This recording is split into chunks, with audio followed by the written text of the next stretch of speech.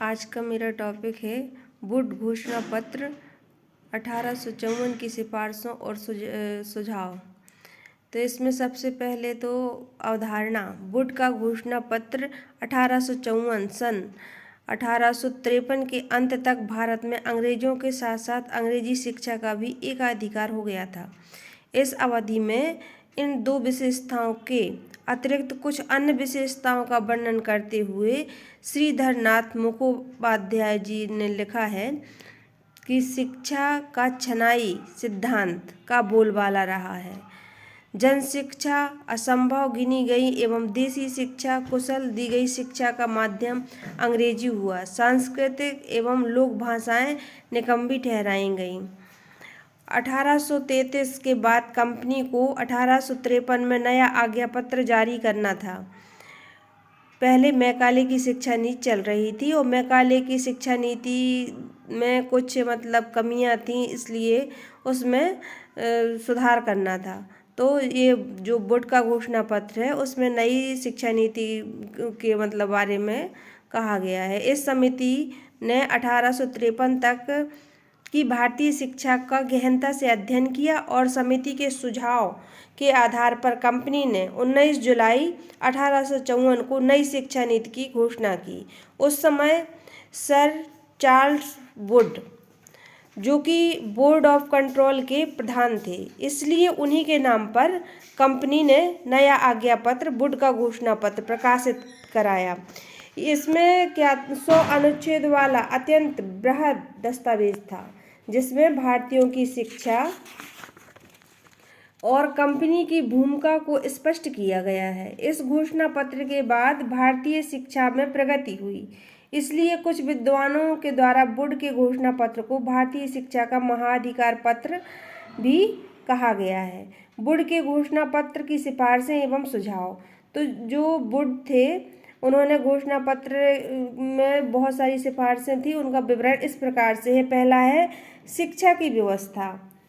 घोषणा पत्र में यह स्वीकार किया गया था कि शिक्षा की व्यवस्था करना कंपनी का उत्तरदायित्व है। इसमें लिखा गया था कि सभी महत्वपूर्ण विषयों में सबसे ज़्यादा अगर हमारा ध्यान कहीं जाता है तो वह है शिक्षा, और यह हमारा परम मुख्य कर्तव्य है।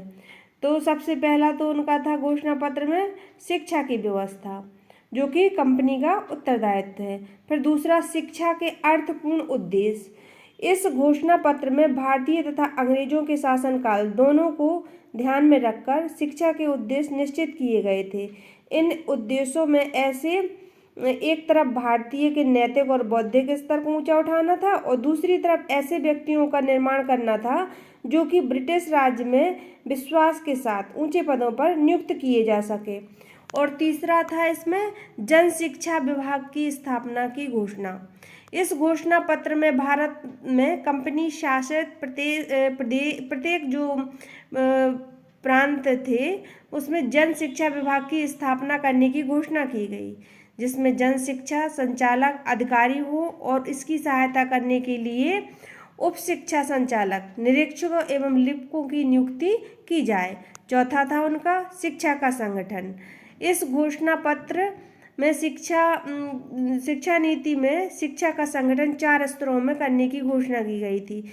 ये 4 स्तर थे: प्राथमिक, मिडिल, हाई स्कूल और उच्च स्तर थे। और क्रमबद्ध विद्यालयों की स्थापना। वुड के घोषणा पत्र में पूरे भारत में क्रमबद्ध विद्यालयों की स्थापना करने के लिए कहा गया था।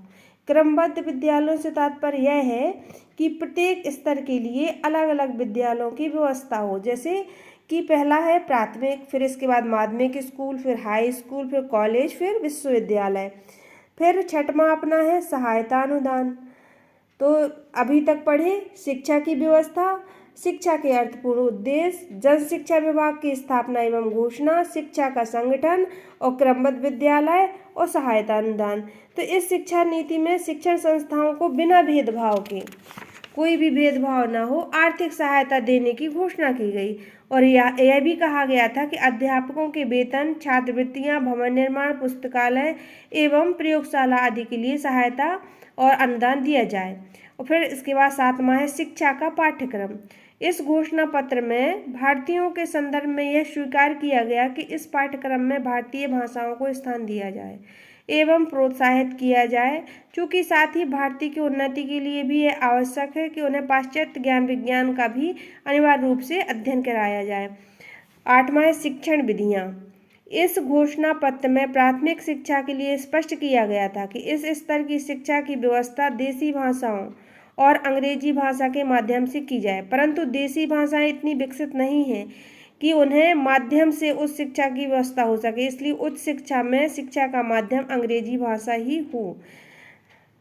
फिर है इसमें 9वां शिक्षा एवं छात्रों के मध्य संबंध। इस घोषणा पत्र में यह स्वीकार किया गया था कि शिक्षा का स्थान समाज में उच्च है, इसलिए शिक्षकों का स्तर ऊंचा उठाने का प्रयास किया जाए और उनके वेतनमान तथा भत्ते बढ़ाए जाएं।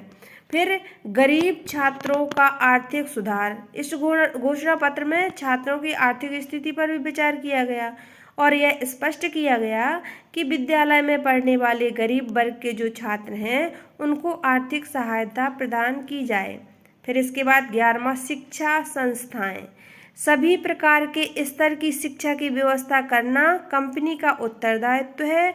इस घोषणा पत्र में व्यावसायिक शिक्षा देने के महत्व को स्वीकार किया।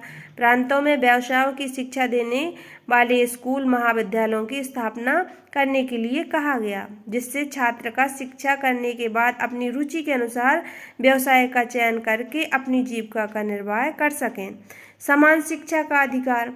इस घोषणा पत्र में यह स्वीकार किया गया कि भारत में निष्पंदन सिद्धांत को लागू करना सही नहीं था, क्योंकि शिक्षा प्राप्त करना प्रत्येक व्यक्ति का जन्मसिद्ध अधिकार है, इसलिए शिक्षा की व्यवस्था सभी वर्गों के लिए समान रखी जाए। स्त्री शिक्षा। इस घोषणा पत्र में स्त्री शिक्षा के महत्व को स्वीकार किया गया है। स्त्री शिक्षा को प्रोत्साहन देने के लिए बालिका विद्यालयों सहायता अनुदान देने के लिए कहा गया। जो व्यक्ति स्त्री शिक्षा के लिए सहयोग देंगे उन्हें प्रोत्साहित करने के लिए कहा गया। मुस्लिमों की शिक्षा। इस घोषणा पत्र में यह भी स्पष्ट किया गया कि जो मुस्लिम हैं उनको हिंदुओं की अपेक्षा शिक्षा का स्तर उनका बहुत निम्न था, इसलिए इनमें शिक्षा को बढ़ावा देने के लिए मुस्लिम बच्चों के लिए अलग से स्कूल खोलने के लिए कहा गया। बोर्ड के आदेश पत्र के कुछ गुण और कुछ दोष भी हैं, तो यहाँ गुण को देखते हैं।